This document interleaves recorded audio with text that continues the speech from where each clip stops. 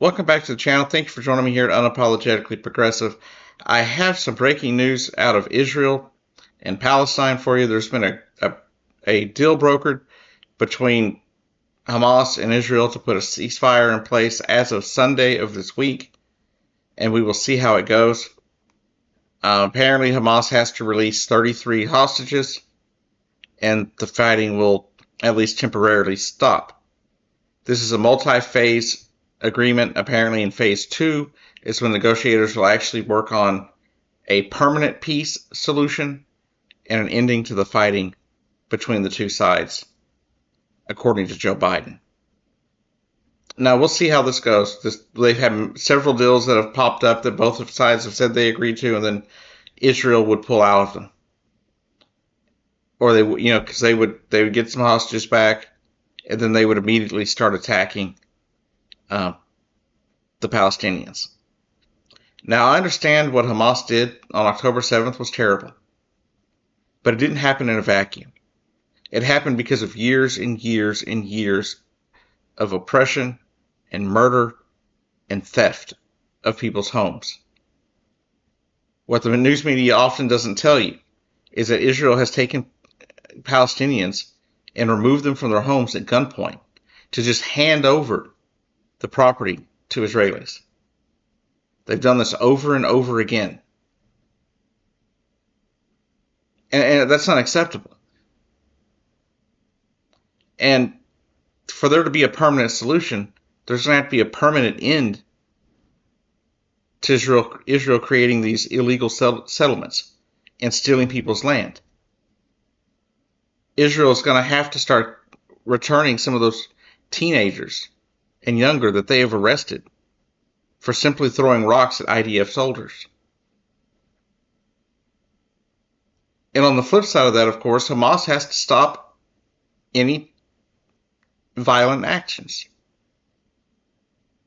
Right? That means no more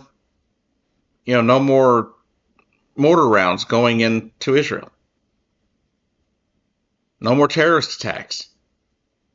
An actual sit down and negotiation between the Palestinian people and the Israeli people. We need a permanent two-state solution that allows the Palestinians to have their areas that are safe and sovereign and cannot be overrun by other countries, and then Israel needs to be able to protect themselves as well. The fact is, though, over the last 100 years, things have gone very badly for the people of Palestine. They've spent the last 70 years basically under an occupation, living in an open-air prison. There are children there that have known nothing but war. And we have to find an end to this dispute, this fighting, for the sake of the kids. Every time I turn around, people are wanting to say, do it for the kids. But when it comes to war, we keep fighting wars anyway. Even though the only thing wars are detrimental to children. Over 46,000 Palestinians, mostly women and children, have been killed. And you can't tell me it's not murder. There have been videos of IDF soldiers sniping children in their beds while they slept. There's videos of IDF soldiers murdering a woman and then dancing around in her underwear.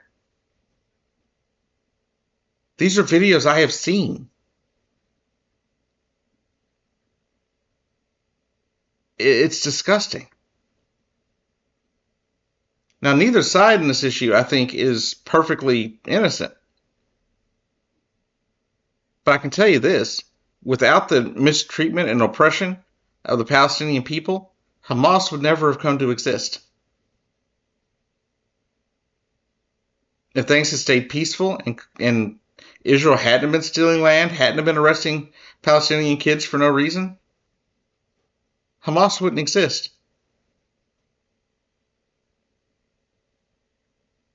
And you know what? If Israel stops doing all that, Hamas wouldn't have a reason to exist. Their political existence would be unnecessary.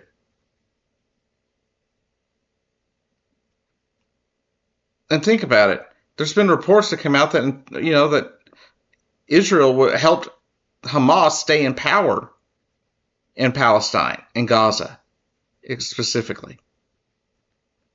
Because Netanyahu knows that without Hamas, his existence as a leader goes away. And Hamas knows that without Netanyahu in a hardline right-wing government, they don't have a reason to exist.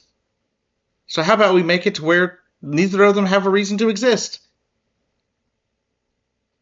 Not to mention, it wasn't that long ago that Netanyahu actually lost the election and ended up getting the job back anyway. He's a dictator. But I do believe we need a firm solution to this problem, and I believe we need to approach it, very delicately. But we got to be able to find a solution that doesn't involve more violence. Violence is not the answer. Violence isn't going to do anything but create more violence. That's all it ever does. Anyways, thank you for watching Unapologetically Progressive. If you haven't subscribed yet, hit that little subscribe button. Hit the bell so you don't miss anything here at Unapologetically Progressive. And I'll see you down the road.